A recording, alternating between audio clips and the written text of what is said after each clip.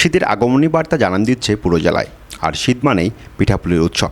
বাঙালি ভোজনপ্রিয় মানুষ প্রধান খাবারের পাশাপাশি মুখরোচক বাহারি পিঠা প্রাচীনকাল থেকে গুরুত্ব পেয়ে আসছে।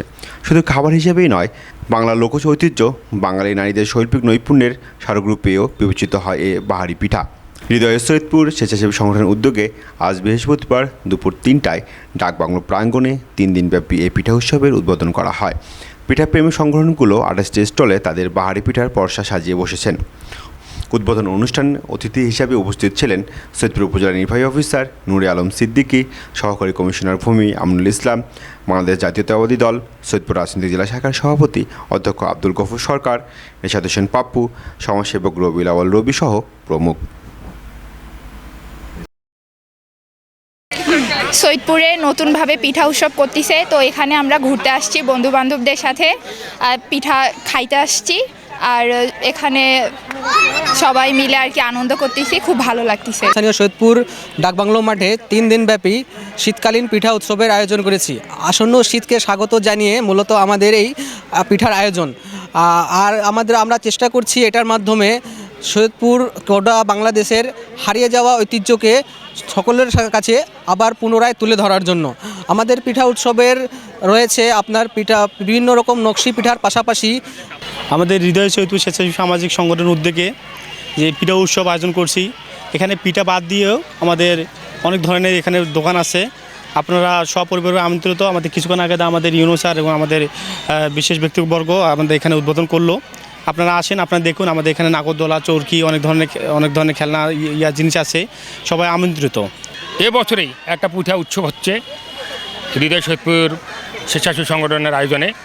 তো আমি নিজে আমন্ত্রিত এবং আমি এই স্বেচ্ছাসেবী সংগঠনে আমি উপদেষ্টায় বলছি যে আমরা সুন্দরভাবে একটা পিঠা উৎসব আয়োজন করেছি, যেহেতু সেটাকে সুন্দরভাবে 3 দিন আমরা একটা সম্পন্ন করব। গত 5ই মের পরে সৈয়দপুর শহরটা একটি ঝিমিয়ে ছিল, সেই ঝিমিয়ে থাকা শহরকে চাঞ্চল্যকর করার জন্য এই উদ্যোগটা নেওয়া হয়েছে। আমি লিপ্টন নিজেও এই হৃদয় সৈয়দপুরের উপদেষ্টা হিসেবে আছি। আমরা চাই এই মেলাটা সফলভাবে সম্পূর্ণ করতে। 3 দিনব্যাপী এই মেলার যে আয়োজন আমরা হাতে নিয়েছি, আমরা যাতে 3 দিন সুন্দর এবং সুষ্ঠুভাবে এই মেলাটা পরিচালনা করতে পারি। আজকে থেকে 3 দিন চলবে এই পিঠা মেলা।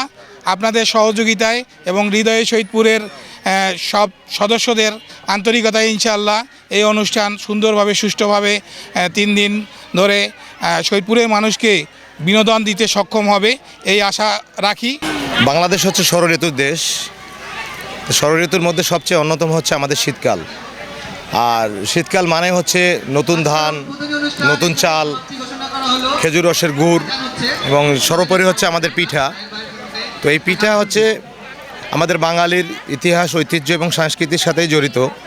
এবং এই ইতিহাস, ঐতিহ্য এবং সংস্কৃতিকে যদি আমরা এই নতুন প্রজন্মের কাছে ছড়াই দিতে চাই, সেক্ষেত্রে এইসব উৎসবের আসলে কোনো বিকল্প বাংলাদেশে নাই।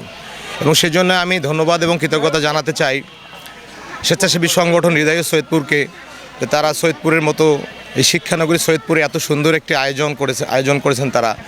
আজকে হৃদয় সৈয়দপুরের আয়োজনে আজকে 3 দিনব্যাপী পিঠা উৎসবের গ্রামীণ ঐতিহ্যের একটি অনন্য বস্তু রয়েছে পিঠা।